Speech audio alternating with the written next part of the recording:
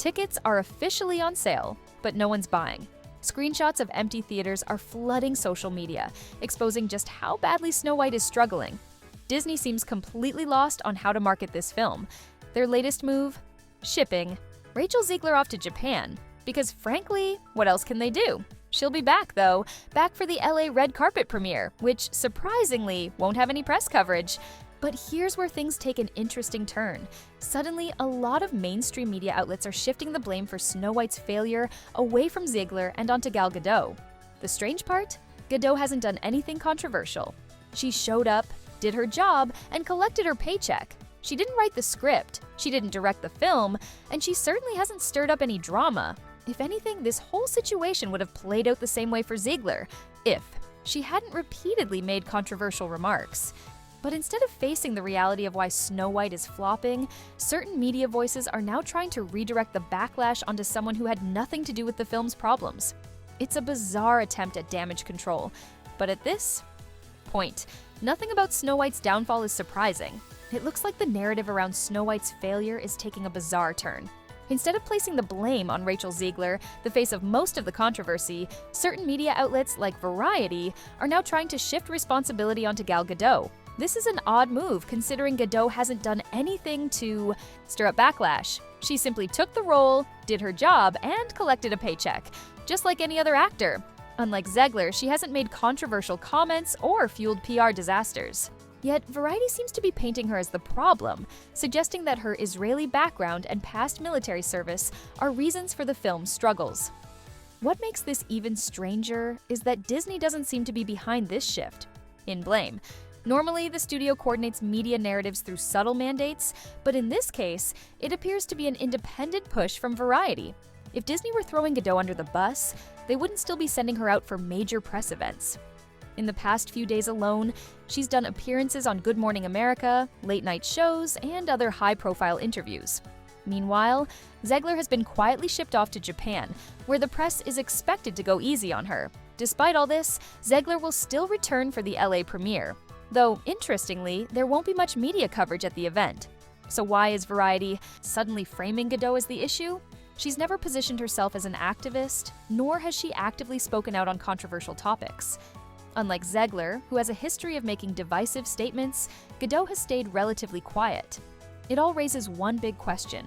Is this just a desperate attempt to deflect attention from the real issues surrounding Snow White? The media is at it again, desperately trying to shift the Snow White controversy onto Gal Gadot instead of addressing the real issue: Disney's mishandling of the film and Rachel Zegler's role in the backlash.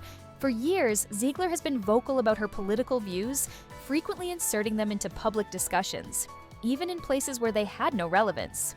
Her history of making controversial statements about Snow White, the prince, and the film's legacy only fueled audience resentment. Meanwhile, Gadot has largely stayed out of political debates, focusing solely on her career. Yet, outlets like Variety are now attempting to portray her as a divisive figure, despite the fact that she's never actively used this movie as a platform for personal or political messaging. So why the sudden pivot? It all started after Gadot accepted an ADL award where she briefly spoke about her heritage and background. Unlike Zegler, she didn't use the film as a platform for activism, yet some in the media are now trying to frame her identity as a controversy. The irony? Snow White's backlash was never about Gadot to begin with. Audiences have been critical of this film due to Disney's misguided creative decisions and Zegler's dismissive attitude toward the original story. It's clear what's happening here. As the film's release date looms, media outlets are scrambling to deflect blame from Zegler and Disney. Expect to see more of these tactics as they attempt to shift the focus away from the real problem. But audiences aren't buying it. No matter how the media spins it, Snow White remains a PR disaster, and Disney has done little to change anyone's mind. As Snow White's release date inches closer, Disney is still desperately trying to generate some positive buzz, but it's not working. They've dropped more trailers hoping to spark interest, but the results have been disappointing. One of the latest releases is an acoustic version of Whistle While You Work, featuring Rachel Zegler singing alongside a male performer. To be fair, Zegler is a talented singer. There's no denying that. Her voice is smooth, controlled, and well-suited for classic Disney-style ballads. However, the issue has never been her ability to sing. The problem lies in the fact that audiences simply don't like her, and that's not something a well-sung melody can fix. The response to the trailer was exactly what you'd expect. Within hours of its release, the video was already struggling. It had racked up only about 15K views, not exactly the viral moment Disney was hoping for. Worse, the like-to-dislike ratio showed a clear trend. People aren't just indifferent to this movie, they actively dislike it. The comment sections are filled with criticisms, with many pointing out that Disney is completely out of touch with its audience. It's a pattern we've seen again and again. Every time Disney releases a new Snow White promo, the backlash is immediate. Fans are still frustrated over the changes made to the film, Zegler's past remarks about the story and its legacy, and the general feeling that this remake is unnecessary. At this point, you'd think Disney would recognize the obvious.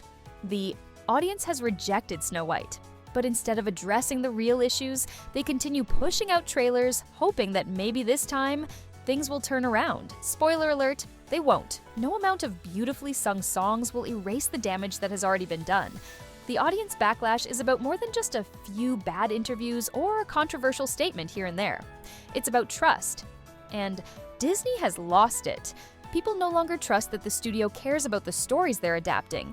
They don't believe that Disney respects its own legacy. And when the lead actress of the film openly mocks the source material, it only solidifies that belief. Interestingly, Disney also released a teaser for their upcoming Lilo and Stitch live-action remake. Unlike Snow White, this film doesn't seem to be generating as much negativity. The reaction has been fairly neutral, with some people even cautiously optimistic. That said, there's still debate over whether this kind of remake is even necessary.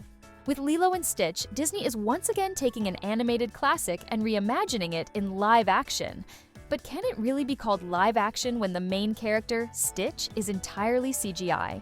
At what point does this stop being a remake and start being just another animated film with a different aesthetic?